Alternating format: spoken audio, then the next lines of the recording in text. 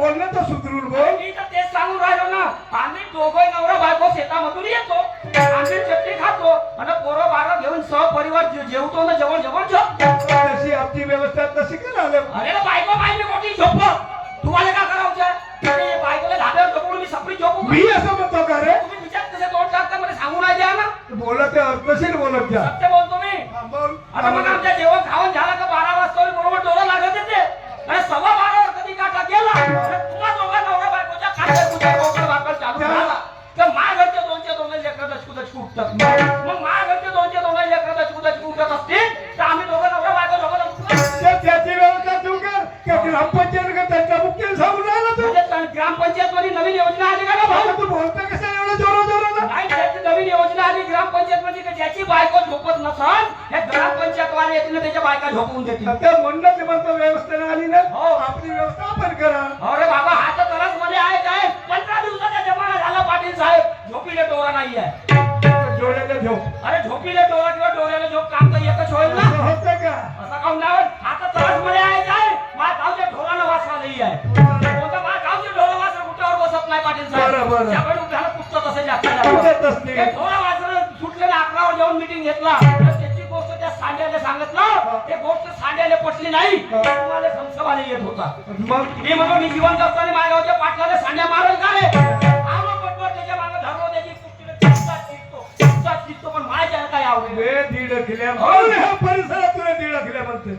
त्या धावत्या सांड्याची पुष्टी धरून आवडता आवडता कदाचित त्या पुष्टीच्या पोचाची निघाला तर तुला पोचा झाले नाही म्हणते. पोच्याले हात नाही ठेवतो काय घरात आहे का? घराच्या ते अरे घराला शिकायला. हा तोच एक राहिला जर सांड्या पलटला ना त्याच्या दोन्ही मा पोटात धसतील सिंग. मग हा पोटात धसल्या म्हणजे मी मरीन. पण मी मेला मा तेरवी खावाले का तेरव्या खायच्या पण इच्छा फटा भासला समजून तेरव्या बाकीची आहे. तेरव्या खाऊ खाऊ तर मुखात जाता नाही राहिले. घेणं आहे ना तुला रे?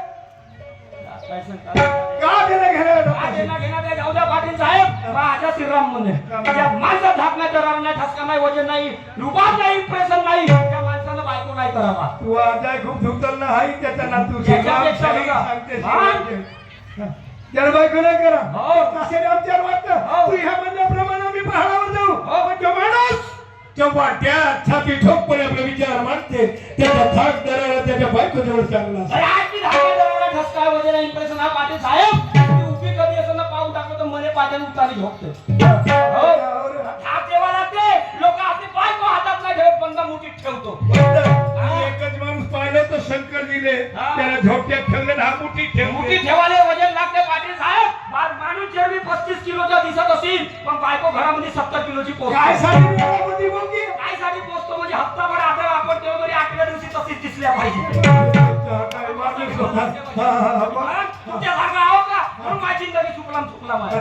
अरे हा काय पाटील साहेब संध्याच्या डब्बा घेऊन जर परसाकडे जात असाल खाऊन हो कदाचित म्हणलो तर डब्बा त्याची डबल सिटी घरात परत कपडे भरवत येईल ती तुम्हाला खूप व्यस्त नसत राहिले ग्रामपंचायत वाल्या सगळं घेऊन 13,000चा संडास घरात 13,000चा संडास तुझी बायको डबे घेऊ का वारा भरायला जाते. अरे वारा भरायला नाही द्या पाटील साहेब घरच्या संडासात तिने गरमी होते म्हणून हवा घेवायला बाहेर जाते.